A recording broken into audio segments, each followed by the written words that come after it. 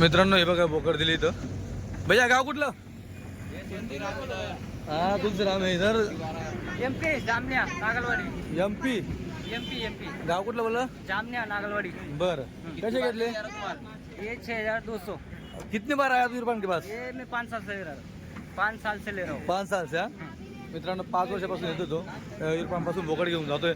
याच्या बोकडची क्वालिटी कशी असते? मस्त एकदम हो बंदे का बोकड चांगले बंदे का? चांगला पण. चालेल ठीक. आता किती घेतले? आता 23.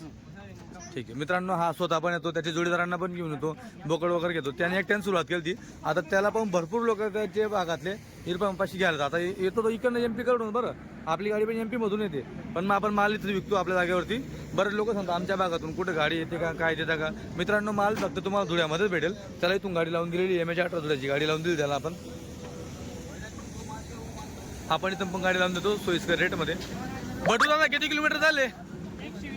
120 किलोमीटर. काय भाडं घेतलं? 3500 रुपये.